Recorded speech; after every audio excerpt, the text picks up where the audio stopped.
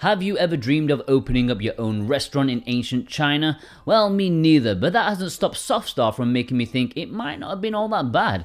I mean, when your only other option is probably dying in whichever civil war du jour is going on, yeah, I'll strap on an apron, stir fry some veggies, sounds good to me. Sword and Fairy Inn 2 gave me belief it could work. Who doesn't want to slap old ladies in a cooking competition? I'm gonna deep fry your head, Grandma. You're gonna have the crispiest perm of your life.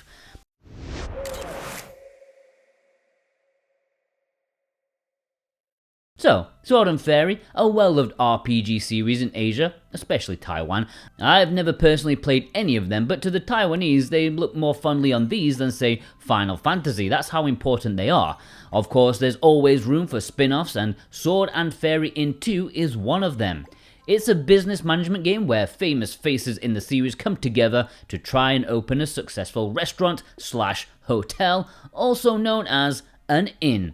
But I don't like saying it because inn clashes horribly with the other inn. Like, there's an inn in the village. Inn in the village. It sounds like I'm the Crazy Frog or something. Starting off small, you have to assign who does what. Someone has to be the chef, others waiters, and another can be the host. Making someone do that job means it's sort of an auto mode. You don't have to lift a finger when the action's going on. But if you don't do that, you have to do it yourself by clicking on those who are in the waiting area when there's a free table, collecting tips on the tables just vacated. These guys have never been to mainland China. You don't tip here. That's the main reason I love it. And then you also have to tell a worker to clear up trash once in a while. You're basically juggling a couple of things at once, and it's decently compelling. But once I discovered the auto mode, I think my life changed for the better. But before you can even consider opening business for the day, you need to set the menu. You can choose as many dishes as you want to be available or unavailable, but really you're only going to want to choose the ones you have enough ingredients for. The game is nice enough to show how many servings worth you have. Unless it seems to be a bestseller, you're going to want at least 4 or 5 servings in the early parts of the game. Later on, when the restaurant is much bigger, you'll want to have more to be on the safe side. Having items on the menu but then running out is a big no-no when it comes to customer satisfaction. They'll storm out if you don't have their tea. Thankfully, in Inn 2, you can go out and buy ingredients before you open up to make sure you have everything you need. There's even a neat little 3D runaround bit. But considering the purpose is to turn a tidy profit before the bandit hordes come to ransack your livelihood, you don't want to spend willy-nilly. You can be clever about things, like you have a little farm that you can also grow some ingredients instead of buying them. Much cheaper. You can have plants and animals for slaughter. This starts off small, but you are able to upgrade its size just like the restaurant itself, which also can include guests staying the night.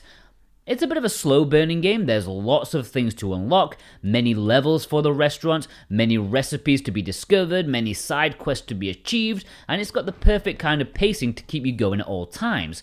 You're always making a little bit of progress that keeps you hooked on going on, and then finally gonna sleep at 3 a.m. when your wife gets up to have a piss and ironically just gets pissed off at you for being irresponsible.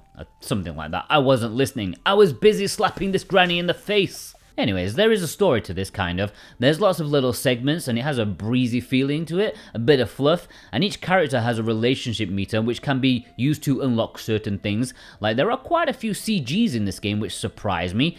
After hours, you can train your workers, you can improve your recipes, or you can send 2 workers out on a date with each other.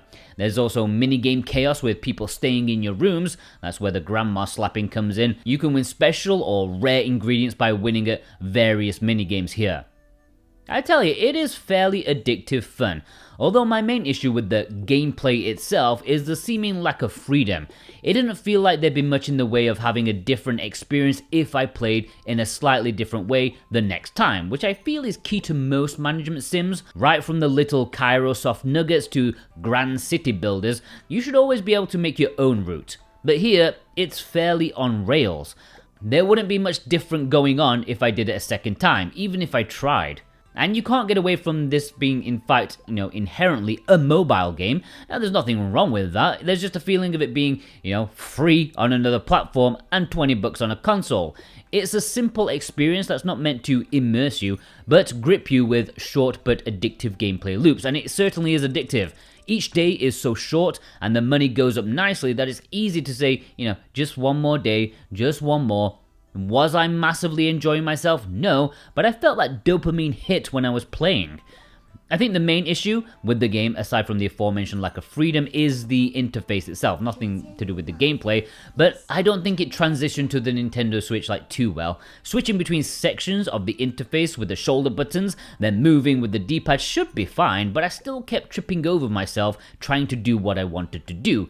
It was less tiresome once I decided to switch on the auto mode by appointing a manager, but even then, for some reason, picking up tips was kind of a pain in the arse. Now, the game can be partially played with touch controls, but the interface has been reworked so much that a controller is definitely required alongside it, which I feel is a missed opportunity. I'm not sure why it can't be 100% played without a controller, aside from they undesigned that aspect.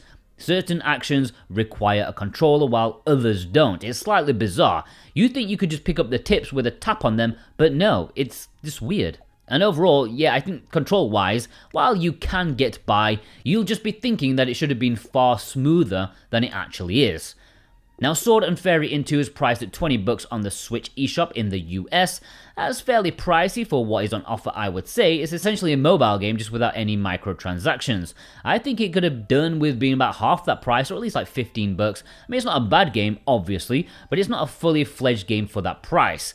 I guess if you do get addicted, you'll probably get your money's worth, however, and to be fair, there is a lot of grinding to level up your restaurant, so it will last you a good while if you want to do everything, have all the recipes, and make it look snazzy, of course, increase all your buns. The daily grind is there. It is also available physically, and that's exclusive to PlayAsia, with a standard edition as well as a collector's edition, which includes a soundtrack CD and a sticker sheet. If you want to order it physically, which for me is always the best way to go in my opinion, because you can keep it forever, long after the Switch is dead, or you can sell it on once you've had your fill. If you want that, check the links in the description. If you click that link and buy something, you also support us at the same time. Plus, we can support you. Yet if you click our link, you can also get 5% off with the code SWTV23. Just remember to click the link first, that's what helps us out. And if you're watching this long in the future and that code has died, and maybe it's not 2023 anymore, then subscribe, click that bell button, and also check out our latest Let's Get Physical video every Monday, because I'll always tell you the latest discount codes there. Overall, if you're into addictive management sims, this really isn't a bad one at all. It's in the mid-range of scope. It's not exactly your basic Kairosoft style game, nor does it go nuts like City Skylines. It's the middle tier of having enough content to keep you occupied for hours on end, but not having much freedom to spread your wings beyond its initial premise. I appreciate some aspects such as unlocking CGs for the story events, and even the basic aspect of going out to buy your ingredients, totally unnecessary, and most games of this type would have settled for a menu, but they went above and beyond here. I do think this lacks a certain sense of freedom, which I like in my management sims, which takes away from its replayability, but there is a lot of content here that will last you a long time anyway, so you might not be starting it again anyways. I'd say this is a good game. It's just a pity I found the choice of interface slightly bizarre on consoles. I'd give it a 6 out of 10. Thanks for watching. If you watched all the way through, please leave me a food emoji in the comments. Any food is fine. Which emoji would you like to eat? And if you want to pick this up physically, shipping in a couple of months, then please check the links below. I would massively appreciate that because it does support us more than you can possibly know. Plus, if you like me and you like my style, then check out my other channel, A Bit More Jordan, for a lot more me. It's basically me, but a lot more of it. Alright? I do long retrospectives on your favorite classic games. I'll see you over there, alright? I promise ya.